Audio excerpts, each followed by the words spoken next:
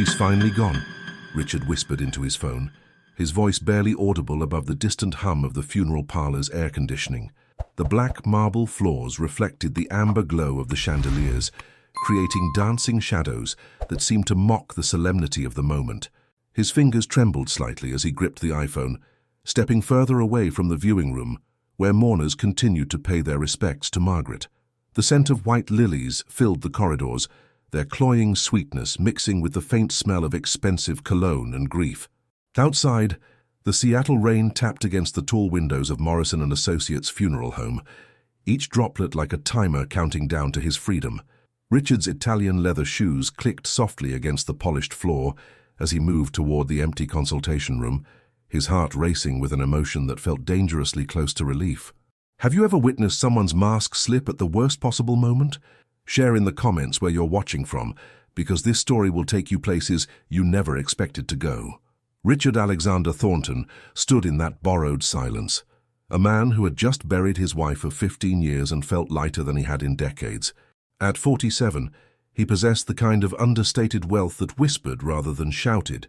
His charcoal Armani suit fit perfectly across his shoulders, his salt and pepper hair was meticulously styled, and his Patek Philippe watch caught the light as he raised the phone closer to his ear. The funeral home, located in Seattle's affluent Queen Anne neighborhood, was the same place where Margaret's father had been laid to rest 3 years prior, where her grandfather had been mourned before that. The weight of tradition and expectation seemed to press down on the mahogany-paneled walls, but Richard felt none of it. He felt nothing but the electric anticipation of a man about to reclaim his life. The woman on the other end of the line, Sophia, had been waiting for this call for over 2 years. The consultation room smelled of fresh flowers and furniture polish, its burgundy leather chairs arranged around a small table topped with tissues and grief counseling pamphlets. Richard closed the door behind him with a soft click, the sound final and decisive. Through the frosted glass he could see the blurred figures of Margaret's family members, her business associates, and the handful of friends who had gathered to honor her memory. They moved like ghosts in formal attire, speaking in hushed tones about the woman who had built Thornton Industries from a small tech startup into a multi-million-dollar empire. Margaret had been everything Seattle society expected: brilliant, driven, philanthropic, beautiful in that sharp, untouchable way that graced magazine covers and charity galas. But Richard knew the truth that lay beneath the public veneer, the truth that had been slowly suffocating him for the better part of a decade. Margaret had been his business partner, his social accessory, his carefully curated companion. But she had never been his wife in any way that mattered. "Richard, honey, are you all right?" Sophia's voice came through the speaker, warm and concerned, carrying the faint trace of her southern accent that reminded him of summer evenings and genuine laughter. She worked as an art teacher in Portland, living in a small apartment filled with canvases and natural light, existing in a world so far removed from the cold perfection of his Queen Anne mansion. They had met at a gallery opening 2.5 years ago, when Margaret had been too busy networking to notice her husband slip away to actually look at the paintings. Sophia had been standing in front of a watercolor landscape, completely absorbed, her dark hair falling in soft waves over her shoulder, wearing a simple blue dress that cost less than Margaret's monthly shoe budget. When she turned to find him watching her, her smile had been so genuine, so free of calculation, that Richard felt something inside his chest crack open for the first time in years. They had talked about art, about dreams, about the way light changed throughout the day, and Richard realized he had been holding his breath for so long he had forgotten what it felt like to simply breathe. The relationship that followed had been conducted in stolen moments and shadowed corners, a careful dance of secret texts and clandestine meetings. Richard had rented a small apartment in Portland under an assumed name, a place where he could be the man he used to be before money and social expectations had shaped him into Margaret's perfect husband. With Sophia, he could wear jeans and make breakfast on lazy Sunday mornings, could laugh without calculating the social impact, could hold someone who wanted to be held rather than someone who tolerated touch as part of their marital contract. Margaret had never suspected, too absorbed in her empire building to notice that her husband had found something she could never give him: the simple, revolutionary experience of being genuinely loved. The guilt had been there, certainly, but it had been overshadowed by the desperate hunger for authentic connection, for someone who saw him as more than a strategic alliance wrapped in an expensive suit. In the 2 years they had been together, Sophia had never once asked him to leave Margaret, had never pushed for promises or timelines, understanding intuitively that some prisons took time to unlock. Now, standing in the funeral home, with rain drumming against the windows and the scent of grief hanging in the air, Richard felt the full weight of his freedom settling over him like a warm coat. Margaret's death had been sudden, a heart attack at 45, stress-related according to the doctors, brought on by years of 18-hour workdays and the relentless pressure she put on herself to exceed every expectation. She had collapsed in her corner office on the 40th floor of the Thornton Industries building, surrounded by contracts and quarterly reports, dying as she had lived, alone and focused on work. The irony wasn't lost on Richard that the company she had built, the success she had chased so relentlessly, had ultimately been what killed her. The last conversation they had shared had been about tax implications and insurance policies, conducted over dinner at Le Bernardin, their words as cold and precise as a business transaction. They had been business partners wearing wedding rings, sharing a house but not a life, sleeping in the same bed but dreaming different dreams. "I'm more than all right," Richard said quietly into the phone, his voice gaining strength with each word. The admission felt like stepping into sunlight after years in a basement, like taking the first breath after nearly drowning. Outside the consultation room, he could hear Margaret's mother, Patricia, directing the funeral arrangements with the same commanding tone Margaret had inherited, the same voice that had ruled board meetings and charity committees. The family would expect him to grieve publicly for an appropriate amount of time, would expect him to maintain the facade of the devoted widower, would watch his every move through the lens of social propriety and financial gain. The prenuptial agreement he had signed 15 years ago meant that Margaret's death would leave him comfortable but not wealthy. The majority of her fortune would go to the company and various charitable foundations, a final testament to where her true loyalties had always lain. But Richard didn't care about the money, had never cared about the money the way Margaret assumed he did. The sound of approaching footsteps in the hallway made Richard move closer to the window, his reflection ghost-like in the rain-streaked glass. He could see his own face staring back, the same features that had graced society pages for over a decade, but with something different in the eyes now, something that looked suspiciously like hope. Margaret's younger brother, David, appeared in the hallway beyond the consultation room, his face red and puffy from crying, still unable to accept that his invincible sister was gone. David had always been the family favorite, the one who got to be human while Margaret carried the weight of expectations and inheritance, the one who was allowed to fail and be forgiven while Margaret was expected to excel at everything she touched. Richard had watched their dynamic for years, had seen how Margaret's success had become both armor and prison, how she had built walls so high around herself that even she couldn't find the way out. The tragedy wasn't just that she was dead at 45. The tragedy was that she had never really been alive in any way that mattered. "Tell me you're coming home to me," Sophia's voice continued, pulling Richard back from his dark reverie. Home, such a simple word that carried the weight of everything he had been missing. Margaret's house had been a showcase, a museum of expensive objects and perfect arrangements that felt as warm as a hotel lobby. Every piece of furniture had been selected by an interior designer, every painting chosen for its investment potential rather than its beauty, every room designed to impress rather than comfort. Richard had lived there for 15 years and never once felt like he belonged, never once felt like he could put his feet up on the white leather sofa or leave a coffee cup ring on the imported marble countertops. The house would go to Margaret's estate, of course, along with the cars and the art collection, and the vacation homes he had never wanted to visit.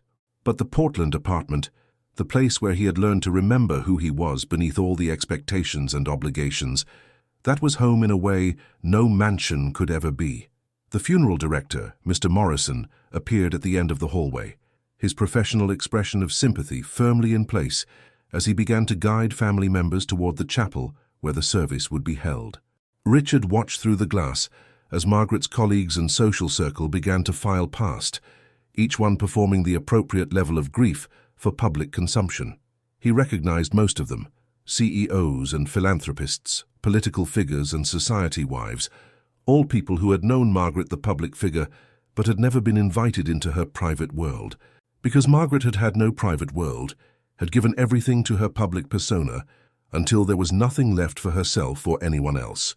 Richard had tried in the early years of their marriage to find the woman beneath the armor, but Margaret had been so thoroughly trained in the art of emotional efficiency that she had forgotten how to be vulnerable, how to need someone, how to love without calculating the return on investment.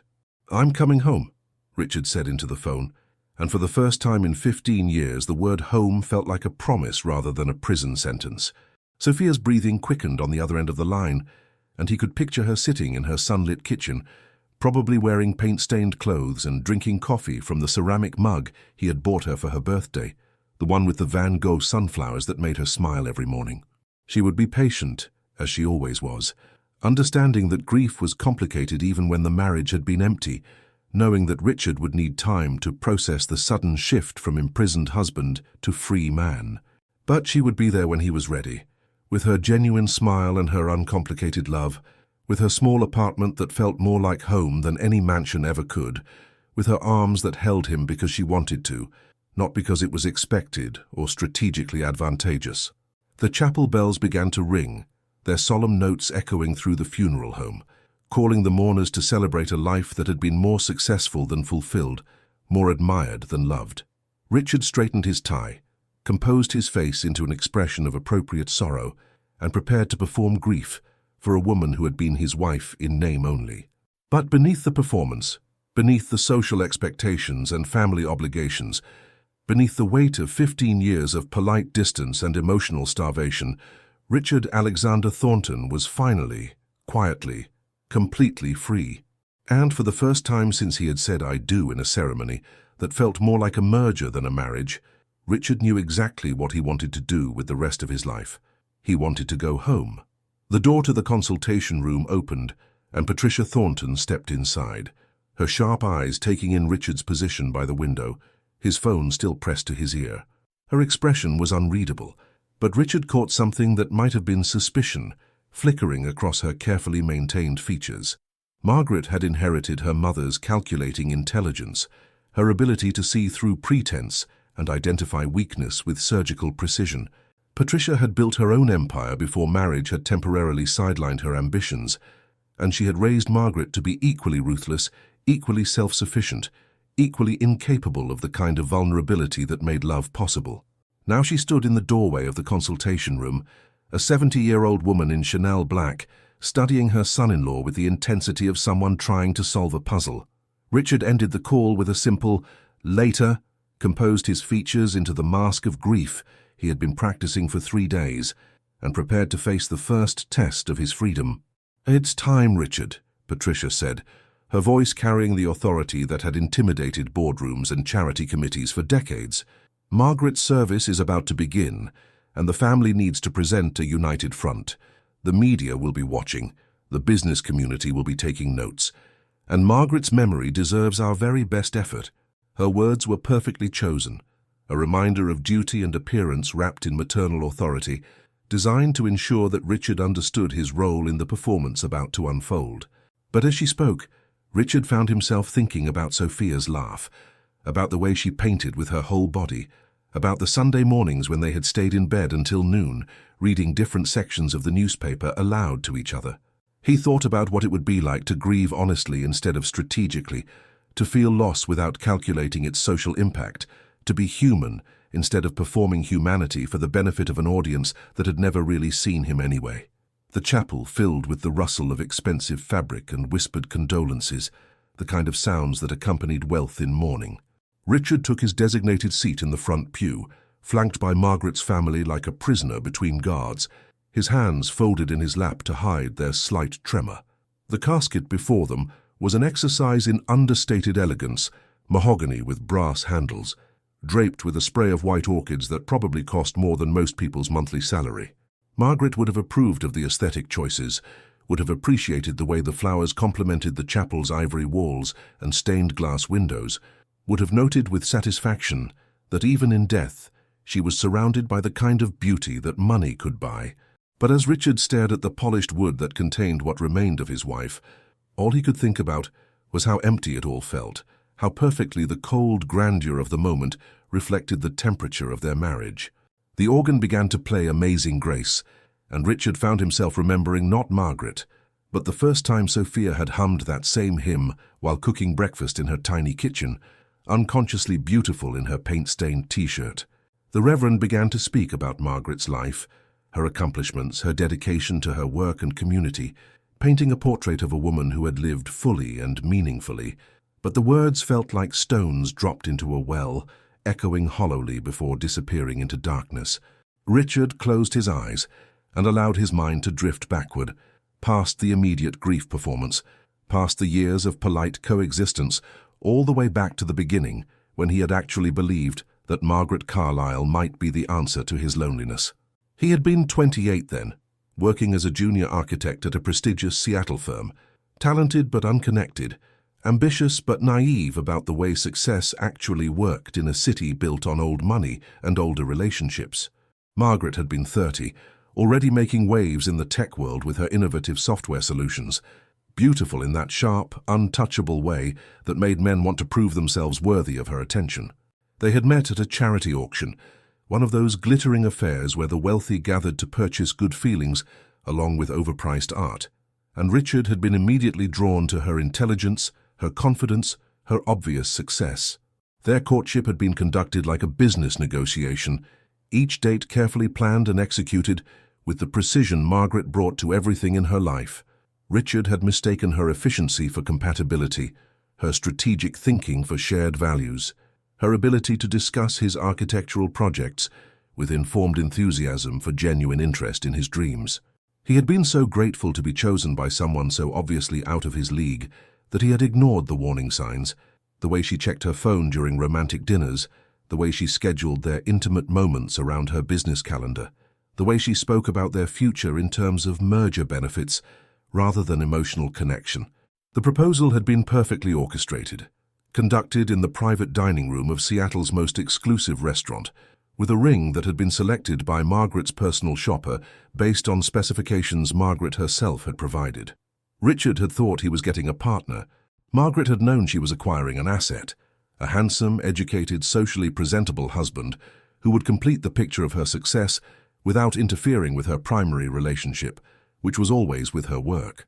The wedding had been featured in Seattle Magazine, a lavish affair that showcased Margaret's impeccable taste and unlimited budget. 300 guests had gathered at the Fairmont Olympic Hotel, digesting overpriced salmon and networking over champagne, while Richard and Margaret smiled for photographers and performed the roles of blissful newlyweds.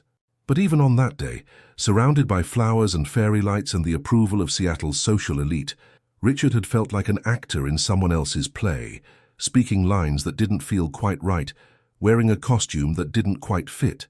Margaret had been radiant, of course, every detail perfect from her Vera Wang gown to her grandmother's diamond tiara, glowing with the satisfaction of a woman who had successfully completed another major project. During their first dance, as the orchestra played The Way You Look Tonight, Margaret had whispered logistics in his ear, reminders about which business associates needed special attention, which family members required careful handling, which reporters should be given exclusive access to their honeymoon photos.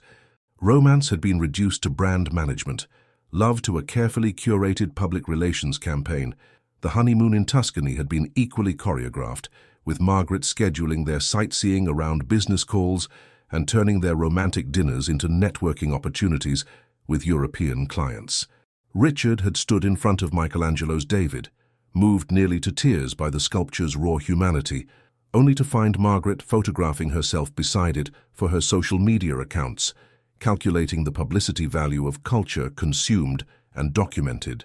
They had made love with the same efficiency Margaret brought to board meetings, and Richard had lain awake in their luxury hotel suite afterward, listening to Margaret typing on her laptop and wondering if this polite distance was what marriage was supposed to feel like. He had told himself that intimacy would develop over time, that busy people showed love differently, that he was being unrealistic to expect the kind of passionate connection he had read about in novels or seen in movies. But as the years passed, the distance had only widened until they were living parallel lives that intersected only at social functions and tax filings. The Reverend's voice brought Richard back to the present, describing Margaret's charitable work with Seattle Children's Hospital, her scholarship program for underprivileged students, her generous donations to arts organizations throughout the Pacific Northwest. All true, all admirable, all part of the carefully constructed legacy Margaret had built alongside her business empire. But Richard remembered the way she had approached philanthropy, with the same calculating precision she brought to everything else, researching tax benefits and publicity opportunities, choosing causes that aligned with her brand rather than her heart. She had never once visited the children's hospital she funded, had never met the students who benefited from her scholarships, had never attended a single performance by the arts organizations she supported. Her generosity had been real but remote, another line item in the portfolio of a successful life, rather than an expression of genuine compassion. Margaret had been incapable of messiness, incapable of the kind of raw, uncontrolled emotion that made love possible, and Richard had slowly suffocated in the perfection she demanded from herself and everyone around her. The choir began to sing "How Great Thou Art," their voices soaring toward the chapel's vaulted ceiling, and Richard found himself thinking about the last real conversation he and Margaret had shared. It had been 8 months ago, during one of their rare evenings at home together, when Seattle's autumn rain was drumming against the windows of their Queen Anne mansion, and Margaret was, as usual, working on her laptop while they ate dinner in silence.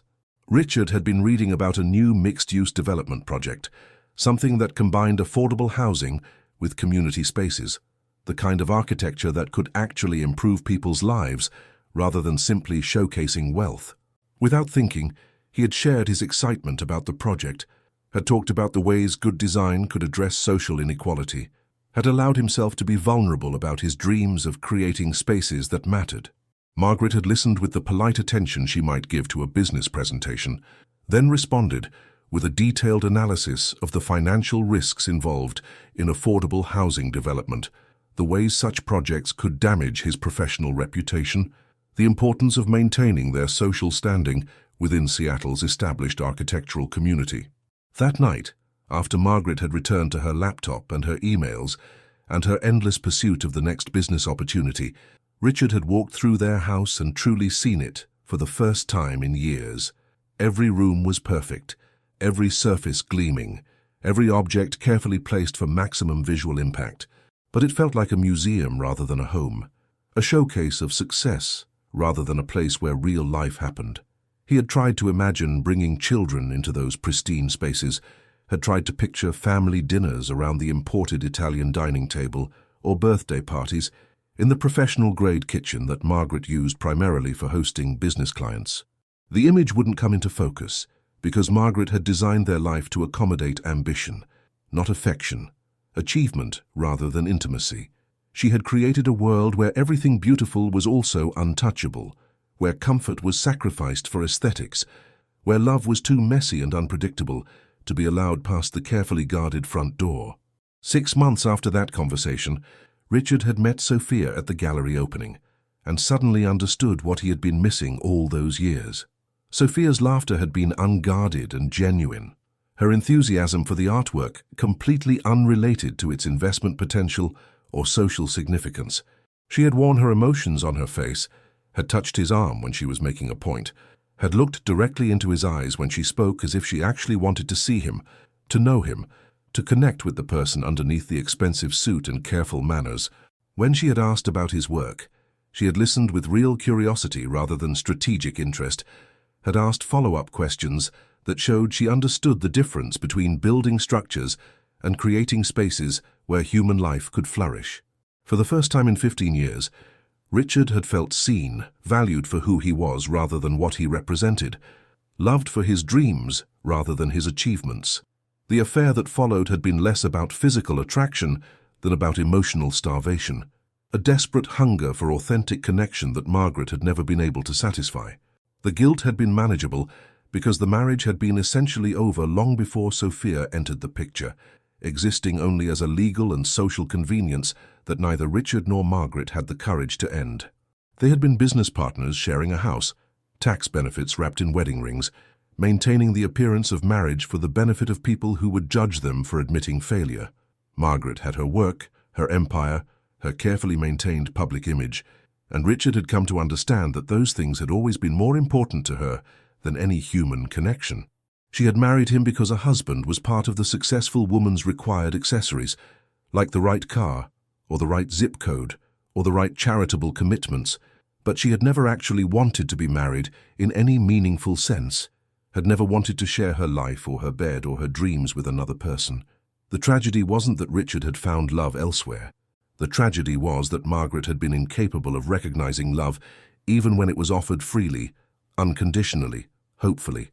As the service continued around him, Richard allowed himself to remember the last time he had tried to reach Margaret, really reach her, had tried to bridge the gap that had grown wider with each passing year.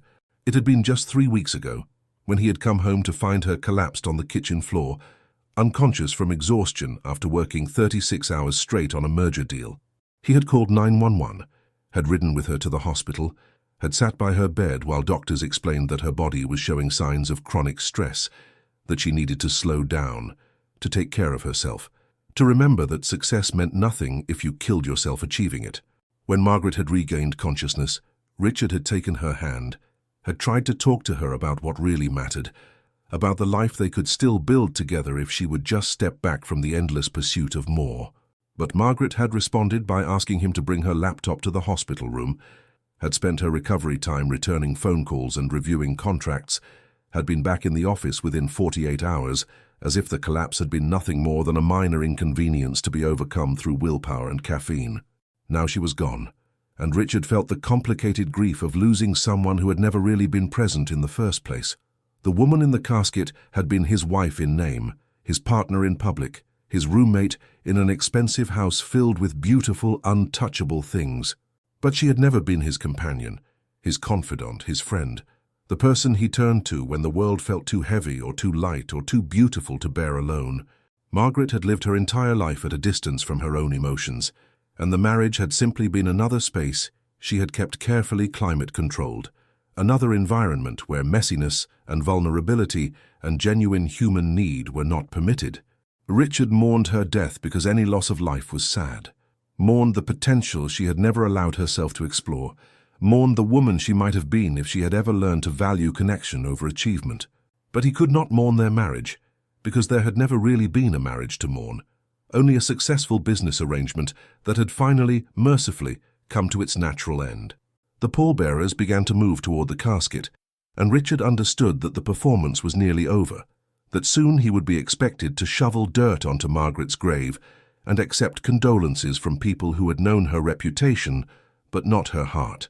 The rain had stopped while they were inside, and pale October sunlight was filtering through the chapel's stained glass windows, painting rainbow patterns on the marble floor. Margaret would have found a way to work even this moment into her brand, would have appreciated the visual symbolism, the way grief and beauty could be combined for maximum emotional impact. But Richard thought about Sophia waiting for him in Portland, about the simple apartment where he could remove his mask and remember what it felt like to be human, about the possibility of a life where love was more important than appearance, where connection mattered more than acquisition.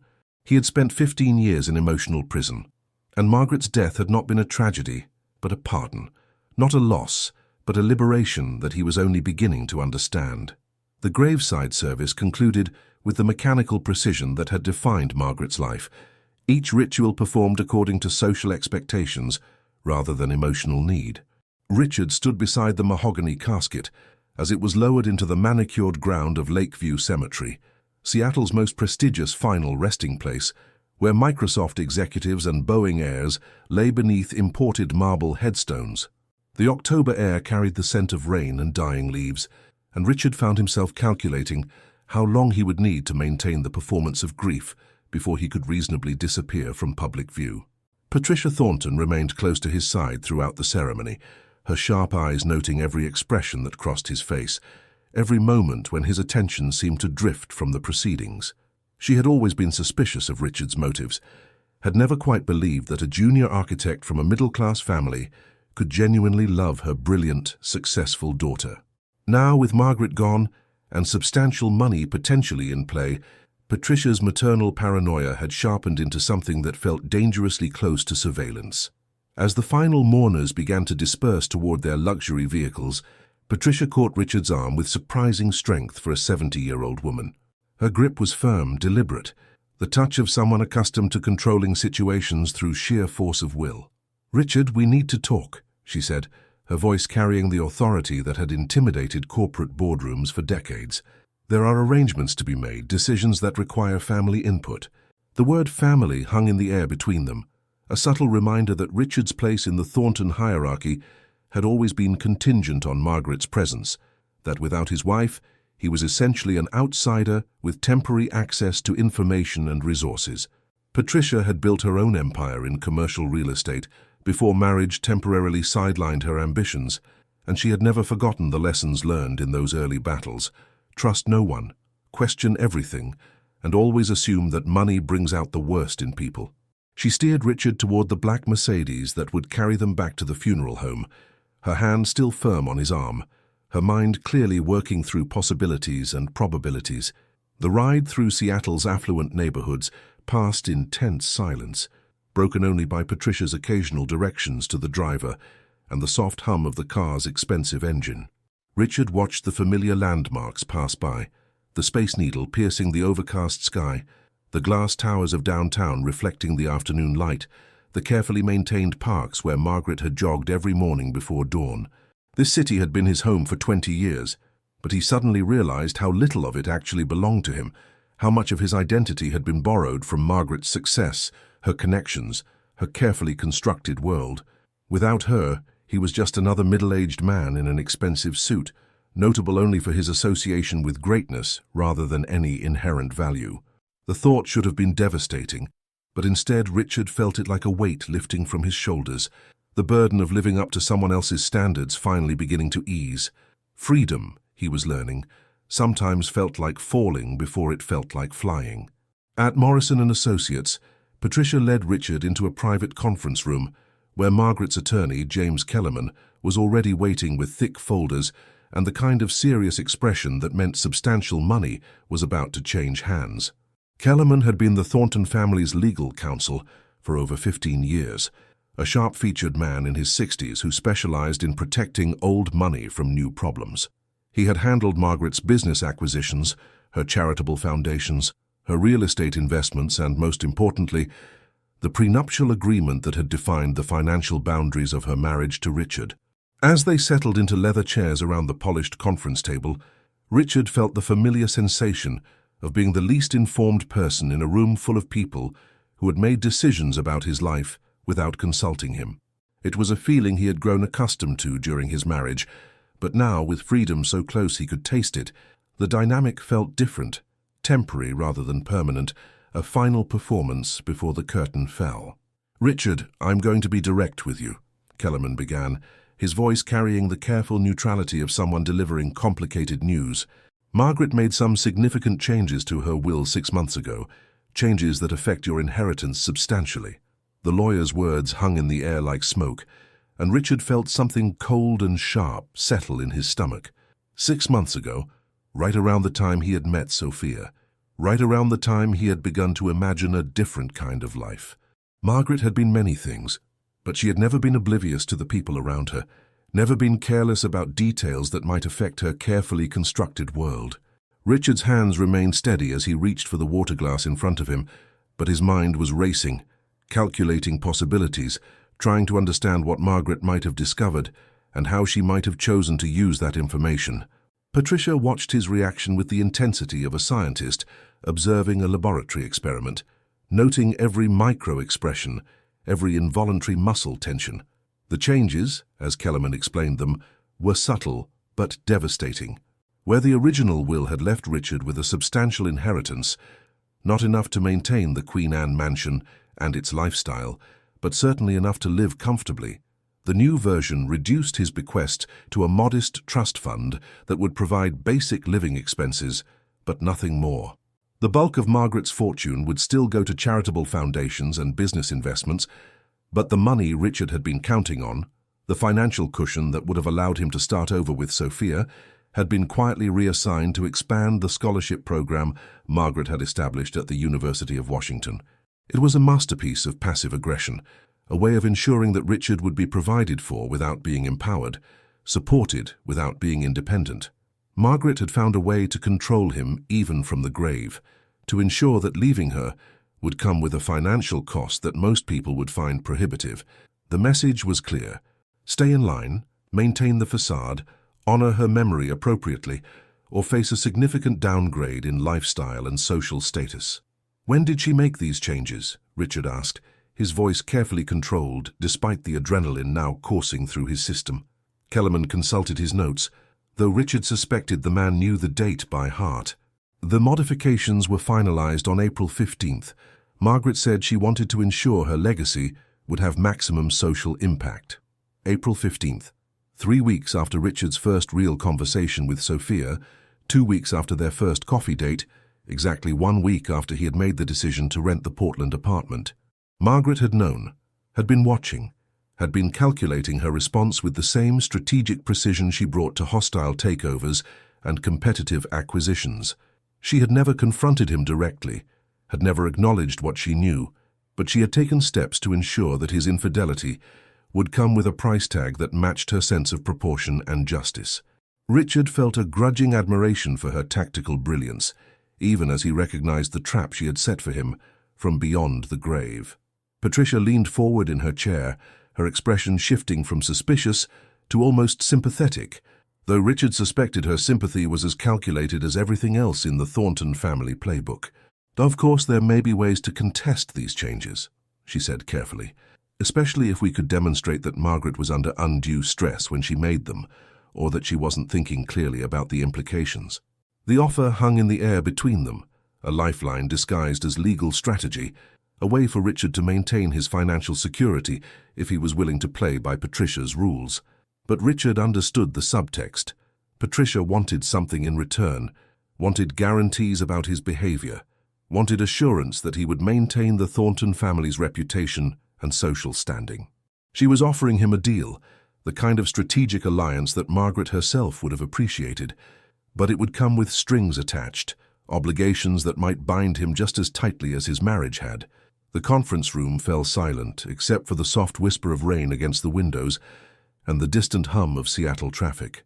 Richard found himself thinking about Sophia's apartment in Portland, about the Saturday mornings when they had lingered in bed reading different sections of the newspaper, about the way she hummed while painting, about the simple pleasure of being with someone who wanted nothing from him except his presence. The trust fund Margaret had left him would be enough to live simply, enough for a small apartment and basic expenses, enough to survive, but not enough to thrive in the world he had grown accustomed to inhabiting. It would mean giving up the luxury, the social connections, the carefully maintained lifestyle that had defined his adult life. But as Richard considered the alternatives, fighting Margaret's will, accepting Patricia's conditional support, returning to the prison of expectations and obligations, he realized that poverty might be a price worth paying for freedom. Some cages, no matter how beautifully appointed, were still cages.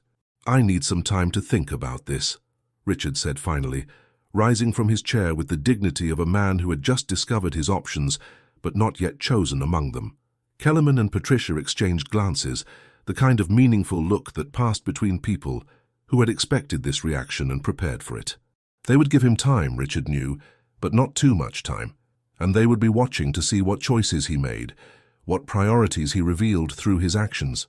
Margaret had taught them both that people showed their true character when faced with financial pressure. That money was the most reliable way to measure what someone actually valued versus what they claimed to value. The irony wasn't lost on Richard, that his dead wife was still teaching him lessons about himself, still orchestrating tests of his character from beyond the grave. As Richard left the conference room and walked through the funeral home's marble corridors, he felt the weight of decisions settling over him like a familiar coat.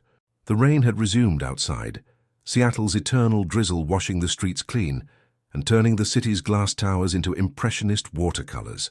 Richard pulled out his phone and scrolled to Sophia's number, his thumb hovering over the call button as he considered what he wanted to say, how he wanted to explain the choice he was about to make. She would understand, he knew.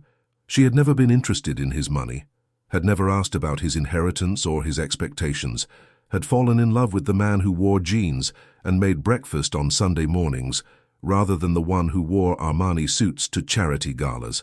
But understanding and accepting were different things, and Richard knew he was about to ask Sophia to build a life with significantly less financial security than either of them had anticipated.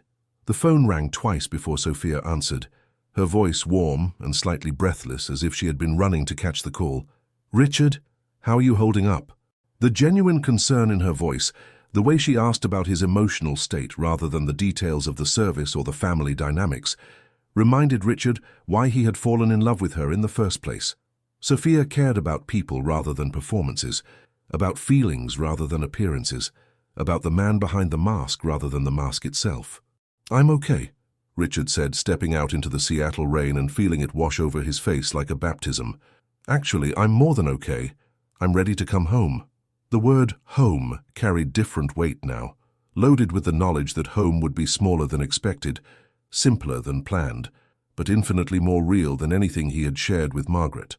Richard Alexander Thornton was about to discover what his freedom was actually worth, and for the first time in 15 years, the uncertainty felt like possibility rather than threat. The walk to his car gave Richard time to think, to plan, to imagine the conversation he would have with Patricia when he called to decline her offer of legal assistance. He would thank her politely, express appropriate gratitude for her concern, and then quietly disappear from the world that had never really wanted him anyway.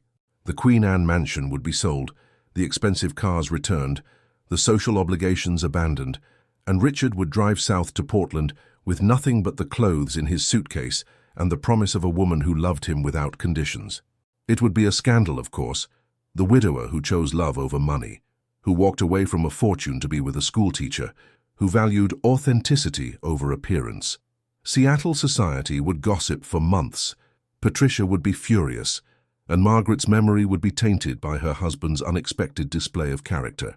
But Richard found that he cared less about their opinions than he had expected, cared more about waking up tomorrow in Sophia's arms than about maintaining his position in a social hierarchy that had never really accepted him anyway.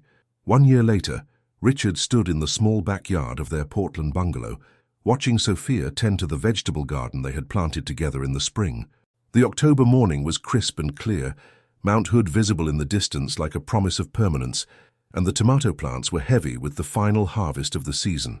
Their house was nothing like the Queen Anne mansion, built in 1947, with creaky floors and windows that stuck when the weather changed, requiring constant small repairs that Richard had learned to appreciate rather than resent. Every improvement they made was chosen together, discussed over morning coffee, implemented with their own hands rather than hired contractors. The kitchen cabinets were painted a warm yellow that Sophia had mixed herself. The bathroom tiles were vintage from an architectural salvage yard, and the living room was filled with furniture they had found at estate sales and refinished together on weekends. It was a home that told the story of their choices, their compromises, their shared vision of what life could look like when love was the primary consideration. Richard's new architectural practice was small but meaningful, focused on affordable housing projects and community centers that actually served the people who used them. He worked from a converted garage behind the house, sharing the space with Sophia's art studio, their different creative processes somehow harmonizing in the cluttered, light-filled room. His first major project had been a transitional housing complex for homeless veterans, a design that prioritized dignity and privacy while keeping costs manageable. And seeing the residents move into spaces he had created specifically for their needs had reminded him why he had become an architect in the first place. The work paid less than his corporate projects had, but it felt like purpose rather than performance, like contribution rather than accumulation. Richard had discovered that satisfaction came not from the size of his paycheck, but from the knowledge that his work made actual people's lives measurably better, that good design could be a form of social justice when applied with intention and care. Sophia had flourished in ways that amazed him daily. Her art had evolved beyond the pleasant landscapes she had been painting when they met, becoming bolder, more political, more personal, as she found the courage to explore themes that mattered to her. Her latest series, Hidden Spaces, explored the emotional geography of domestic life, the secret corners where real intimacy lived, and 3 pieces had been accepted into a group show at Portland's most respected contemporary gallery. She still taught middle school art, still wore paint-stained clothes more often than not, but there was a confidence in her now that came from being fully seen and supported by someone who understood that creativity was not a hobby, but a way of being in the world.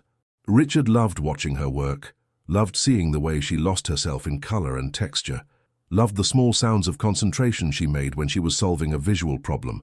Their life had a rhythm that felt natural rather than imposed, a flow that honored both solitude and togetherness, work and rest, ambition and contentment. The trust fund Margaret had left him provided exactly what she had intended. Enough to live simply, but not enough to live carelessly. Richard had learned to budget, to choose carefully, to find pleasure in small luxuries rather than constant indulgence. Saturday morning farmers' markets had replaced expensive restaurants, hiking trails had replaced exclusive gyms, and evenings spent reading together on their second-hand couch had replaced charity galas and business dinners. The transition had been easier than Richard had expected, perhaps because the life he was leaving had never really fit him anyway, had always felt like a costume he wore rather than skin he inhabited. Now shopping for groceries with Sophia, cooking meals together, maintaining their small home with their own hands, Richard felt more wealthy than he ever had in the Queen Anne mansion, surrounded by beautiful things he had never chosen and couldn't really afford to lose. The relationship with Margaret's family had evolved into something unexpected, not friendship exactly, but a kind of respectful acknowledgement of shared loss and mutual understanding. Patricia had visited twice, initially suspicious, but gradually warming to Sophia's genuine warmth and obvious love for Richard. During her second visit, she had brought photo albums from Margaret's childhood, pictures that showed a different side of Richard's late wife, a little girl with scraped knees and paint in her hair, a teenager who had wanted to be a teacher before pressure and expectation had channeled her intelligence toward business and acquisition. Looking at those photographs together, the three of them had mourned not just Margaret's death, but the gradual suffocation of the creative, spontaneous child she had once been, the woman she might have become if she had been allowed to value connection over achievement. Patricia had admitted that she bore some responsibility for Margaret's emotional limitations, that the pressure to succeed had come from a family that had confused love with high expectations, support with strategic advantage. David, Margaret's younger brother, had struggled more with the changes, but had eventually come to see Richard's choice as validation rather than betrayal of his sister's memory. During a difficult dinner conversation 6 months after the funeral, David had confessed that Margaret had called him the week before her death, crying, something he had never heard his composed, successful sister do, talking about how empty her life felt, despite all her achievements, how she envied people who could love simply and openly without calculating cost and benefit. Margaret had known she was dying, David revealed, had felt the stress-related symptoms for months, but had been too afraid of weakness to seek help, too committed to her image of invincibility to admit that her body was shutting down under the pressure. Her final manipulation of the will had been her attempt to give Richard what she had never been able to give herself, permission to choose happiness over obligation, love over logic, authenticity over appearance. The guilt Richard had expected to feel about his relief at Margaret's death had never materialized, replaced instead by a complex gratitude for the final gift she had given him. He visited her grave every few months, bringing flowers and spending quiet time trying to understand the woman who had been his wife in name but never in spirit. The headstone was elegant and understated, exactly what Margaret would have chosen, but Richard had taken to leaving small wildflowers alongside the expensive arrangements from her family. Sophia's idea, a gesture toward the woman Margaret might have been if she had allowed herself to value beauty over cost, spontaneity over strategy. These visits felt like conversations with someone he was finally beginning to understand, dialogues with a ghost who had been more complicated and more tragic than he had realized during her lifetime. Margaret had been lonely in ways that money couldn't fix, ambitious in ways that left no room for vulnerability, successful in ways that ultimately felt like failure when measured against the simple human need for authentic connection. The financial adjustments had required creativity, but had ultimately strengthened rather than strained their relationship. Richard and Sophia had learned to find entertainment in free museums and hiking trails, to cook elaborate meals at home instead of dining out, to buy carefully and choose wisely rather than impulse shopping for temporary pleasure. Their first Christmas together had been celebrated with handmade gifts and a tree decorated with ornaments they had crafted themselves, and Richard had felt more joy opening Sophia's hand-painted coffee mug than he had ever felt receiving Margaret's expensive, professionally selected presents. Money, Richard had learned, was a tool rather than a goal, useful for creating security and beauty, but meaningless when pursued for its own sake. The trust fund gave them enough freedom to choose work they cared about, live in a place they loved, and focus on building something lasting rather than constantly acquiring more. Spring had brought new possibilities, both professional and personal. Richard's affordable housing project had attracted attention from other developers interested in socially conscious design, and he had been invited to consult on similar projects in Seattle and San Francisco. Sophia's art was gaining recognition beyond Portland, with inquiries from galleries in larger cities, but both had agreed that success would be measured by their ability to stay grounded in the values and relationship that mattered most to them. They talked openly about children now, about the kind of parents they wanted to be, about raising kids who understood that love was more important than achievement, that creativity and kindness mattered more than status and acquisition. The small bungalow had room for expansion. The neighborhood was full of families, and Richard could imagine teaching a child to plant tomatoes in the same garden where Sophia was now harvesting the fruits of their first year together. The most profound change had been internal. Richard's relationship with himself, his understanding of what constituted a life well lived, his definition of success and meaning and purpose. For 15 years, he had measured his worth by external standards: income, social position, professional recognition, the approval of people who had never really known him anyway. Now he measured his days by different criteria: the quality of his conversations with Sophia, the satisfaction of creating spaces that served genuine human needs, the simple pleasure of being fully present in moments rather than constantly calculating future advantage. He had learned to value process over product, connection over achievement, being over having in ways that would have been impossible to understand during his marriage to Margaret. Freedom, Richard had discovered, was less about having unlimited choices and more about making conscious choices that aligned with authentic values rather than inherited expectations. On quiet evenings, when Portland's famous drizzle painted the windows and they sat together reading or working on separate projects in comfortable silence, Richard sometimes thought about the man he had been a year ago, polished, successful, empty, sleepwalking through someone else's definition of the good life. That man felt like a character from a book he had once read, familiar but foreign, understandable but ultimately alien to who Richard had become. The transformation hadn't been dramatic or sudden, but gradual and organic, like learning a new language through daily practice, rather than intensive study. He had not become a different person, so much as he had finally become himself, the man he might have been all along if he had been brave enough to trust his own instincts over other people's expectations, bold enough to choose love over security, authentic enough to build a life that reflected his values rather than his fears. The October afternoon was fading as Sophia finished harvesting the last of the tomatoes, her hands dirty and her face glowing with the satisfaction of work completed, abundance gathered, seasons properly honored.